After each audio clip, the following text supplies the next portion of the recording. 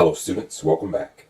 In today's lecture, we're going to begin our discussion on the internal anatomy of the heart using an interior view. Shown here is the surface anatomy of the heart. We will remove this to expose the internal anatomy. Shown here is the internal anatomy of the heart. We've already discussed the great vessels, so we won't cover those again. Inside the heart, we have four chambers: the right atrium, the right ventricle, the left atrium, and the left ventricle. These are the four chambers of the heart. Let's discuss the flow of blood through these chambers. Let's start here with the deoxygenated blood. Deoxygenated blood enters the heart through one of the vena cavae. Shown here, the deoxygenated blood enters the heart through the superior vena cava and enters the right atrium. The myocardium of the right atrium contracts, compressing the right atrium, pushing the blood into the right ventricle. The myocardium of the right ventricle contracts, sending the blood into the pulmonary trunk. However, some mechanism must be in place to make sure that the blood doesn't return to the right atrium.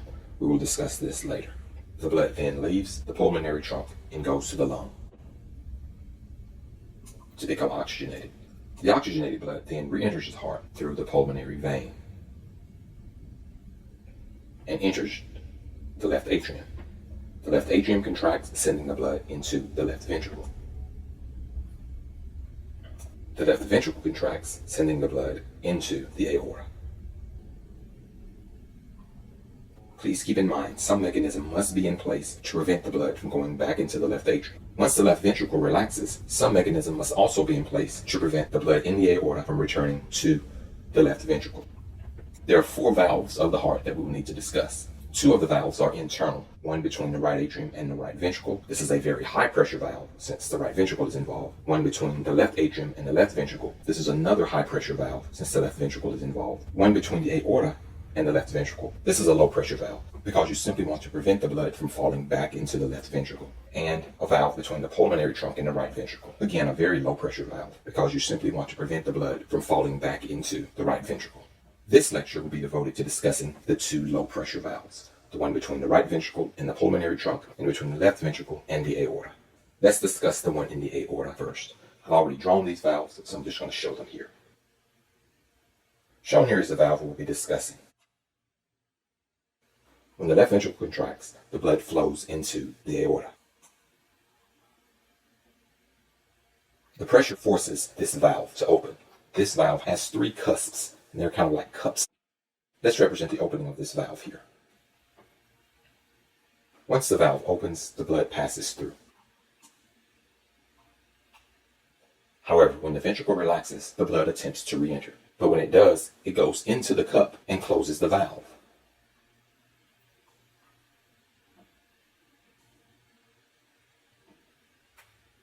The blood fills up the cups and recloses the valves and doesn't re-enter the ventricle. However, there's a hole in the valve here, and the blood can enter this hole. And this opening leads to the left coronary artery. And on the right side, there's also an opening that leads to the right coronary artery. So it's during ventricular relaxation that our coronary arteries are filled. And so this is our first low pressure valve, the one between the left ventricle and the aorta.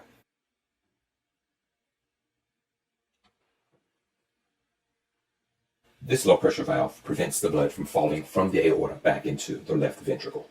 When anatomists first looked at these valves, they noticed that they looked like half moons. So they call this a half moon valve. We will see a similar valve between the right ventricle and the pulmonary trunk.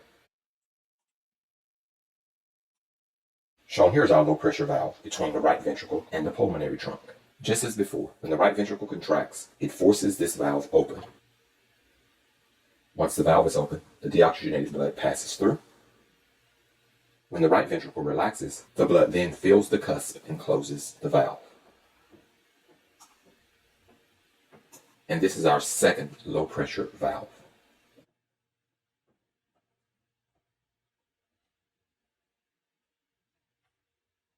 This valve is also a half moon valve. This valve, as before, has three cusps. The valve between the left ventricle and the aorta also has three cusps.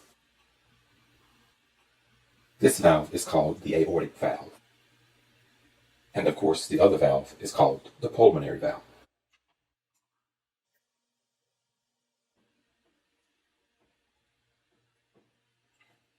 Since both of these valves have a half-moon shape, they're referred to as semilunar valves. Semilunar literally means half moon. So here we have our two semilunar valves. Shown here is our aortic valve. This valve prevents blood in the aorta from regurgitating back into the left ventricle. And here we have the pulmonary valve, which prevents blood in the pulmonary trunk from regurgitating back into the right ventricle. The backwards flow of blood is known as regurgitation.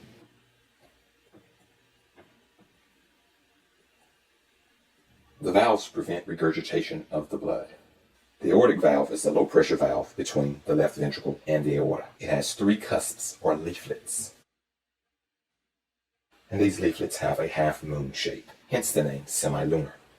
The pulmonary valve is the low-pressure valve between the right ventricle and the pulmonary trunk. It also has a half-moon shape and has three cusps, or leaflets. These valves prevent regurgitation, or the backwards flow of the blood. These two valves, because of their shapes, are known as semilunar valves.